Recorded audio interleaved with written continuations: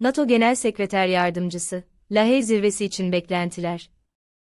NATO Genel Sekreter Yardımcısı Radmila Shekerinska, 2025 Gençlik Zirvesi'nde yaklaşan Lahey Zirvesi'ni tartışıyor. Before I would like to start with my questions, I want to remind our in-person audience and online that we'll be receiving questions online and in person. After a couple of questions that will be raised on behalf of you to Mr. Field Secretary General. But I would like to start with a very important question because the Alliance is prepared for the summit in The Hague. The expectations are very high and also the agenda is super dynamic. So my question is, what should we anticipate from this historic summit and which kind of strategic directions do you think it will set for NATO's path forward? Well, we are now gathered at a youth summit, but the Alliance is very much preparing for the summit that will take place in The Hague in the second half of June. It is an important summit because we are living in dangerous and very challenging times. Several people have mentioned yesterday and today that the war in Ukraine is still raging, and Russia's connections with Korea, North Korea, with Iran and with China are actually interconnecting the Euro-Atlantic area with the Indo-Pacific, but they also show how important it is to develop our deterrence and defense as an alliance, but also as a family of countries which share the same values and the same interests. And the Hague Summit will very much look into our key goal, and this is how do we make NATO even stronger? How do we make it more balanced, more equal, I mean the contribution of each of the allies, and how do we make it more lethal? And let me say, what do we mean by these words, stronger, fairer, and more lethal?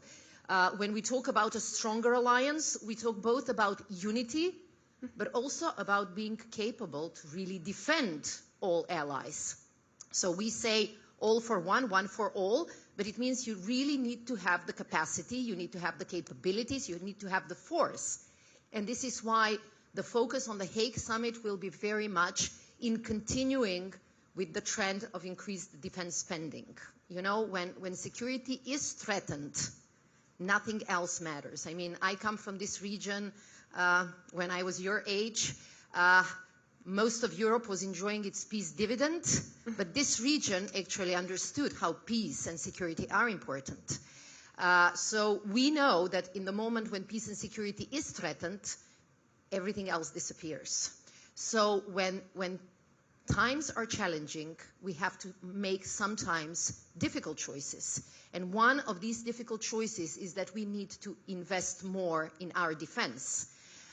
This has already started happening throughout the alliance. We have seen a number of allies not just reaching 2%, which was the pledge that NATO did more than 10 years ago, but actually going much beyond. And if you see, especially the countries close to Russia, they have moved to 4%, they have pledged even 5%.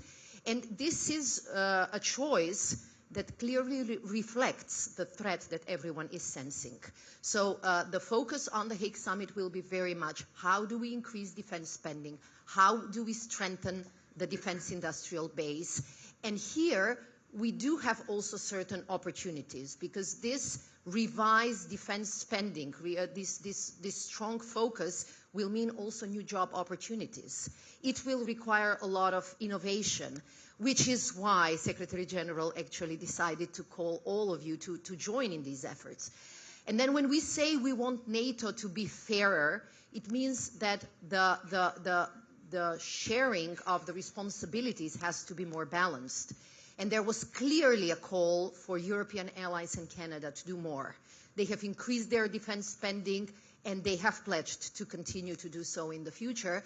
But also, if you analyze our land forces now throughout the Euro-Atlantic area, you will see that 7 out of 8 of these formations are actually run and commanded by European commanders. And this shows very clearly that European allies and Canada have stepped up, and this will very much be the focus at the next Hague Summit. We are here in Montenegro, and we can, if we look at the skies in a certain period of the week, we will see Greek and Italian planes protecting the skies, not only over Montenegro, but also over a number of allies within the region. And this shows the commitment that allies have. We also use the word that NATO needs to be more lethal, and I know that it's a bit frightening, right? Let me be very clear. NATO continues to be a defensive alliance. That's for sure. But those of you who have studied or read history, they know that this has been a reoccurring theme from ancient times to now. Everyone said, if you want to avoid war, you have to prepare for it. And this is our thinking, this is our philosophy. We invest in our defense and deterrence because we want to deter, we want to avoid war.